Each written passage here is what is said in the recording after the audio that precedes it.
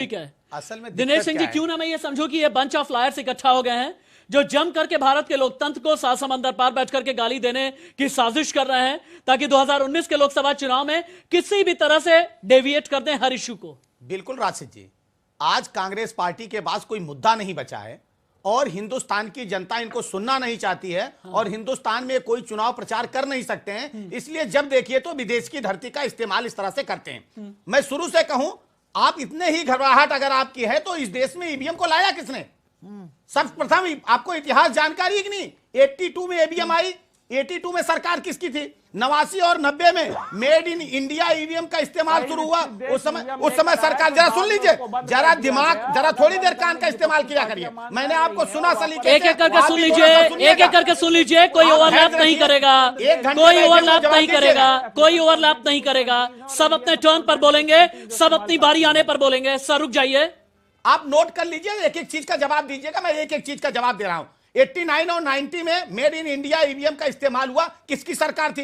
98 के विधानसभा में ईवीएम का इस्तेमाल हुआ, किसकी सरकार थी? 2004 के लोकसभा चुनाव में ईवीएम का इस्तेमाल हुआ, भारतीय जनता पार्टी चुनाव हारी, सरकार किसकी थी? 2009 के लोकसभा चुनाव में ईवीएम का इस्तेमाल हुआ, भारतीय जनता पार्टी हारी, सरकार किसकी थी? इसलिए तो आपको पहले इतिहास पता करना चाहिए कि ईवीएम लाया किसने। अगर ईवीएम में टेम्परिंग होती तो मैं दावे के साथ कह रहा हूं, उस देश से कभी कांग्रेस पार्टी सत्ताच्युत होती ही नहीं, सत्ता से आप जाते ही नहीं, क्योंकि सारी कलाकारी आपको पता है। नंबर एक। अब दूसरी, आप जरा से देखिए, किसने कहा है कि आप मोदी जी का विरोध मत करिए?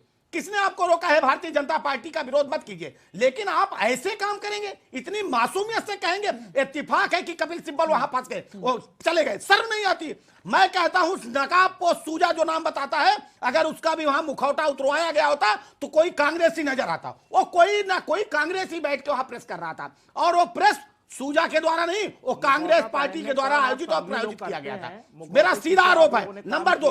अब नंबर 3 पे जरा आइए, सुनिए। अरे जरा सुन लीजिए, अगर आप विदेश की धरती पर जाकर हिंदुस्तान और हिंदुस्तान की डेमोक्रेसी को बदनाम करने की कोशिश करते हैं तो थूकने का मन करता है आपकी पार्टी के ऊपर। आपको शर्म नहीं आती है? दुनिया के सबसे बड़े लोकतंत्र पर आप इस तरह से कुठाराघात करेंगे। और जहां भी इस तरह का काम आता है राशिद जी, आप राम मंदिर के मामले को ले लीजिए, उसकी सुनवाई रुकवानी थी, कौन गया? कपिल सिब्बल। और कह देंगे कपिल सिब्बल हमारे दल के नेता के रूप में नहीं गए थे। राम सेतु पर बात करने के लिए कौन गया? तो कपिल सिब्बल गए। देशद्रोह के मुकदमे में पैरवी करने के लिए अगर कौन गया? रुकवाने के लिए, खत्म करने के लिए कपिल सिब्बल गए। चुनाव आयोग पर उंगली उठाने के लिए कौन गया? तो कपिल सिब्बल गए।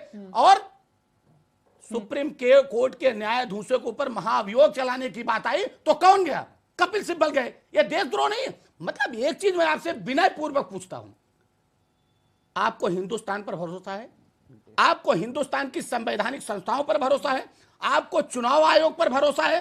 आपको सर्वोच्च न्यायालय पर भरोसा है कि आपको मूसा पर भरोसा है? मुझे बताइए ना, आपको हैकर पर भरोसा है? शर्म नहीं आती आपको? अश्विनी दुबे को, ठीक है sir, Ashwini Dubey, okay sir, okay knock. आप हमको लेक्चर मत दीजिए। हाँ ठीक है। आप लेक्चर, आप तो लेक्चर सुनने के लिए आप बैठे हैं, क्यों गए थे आप? भाषा की मर्यादा हम नहीं भूलेंगे, भाषा की मर्यादा हम नहीं भूलेंगे।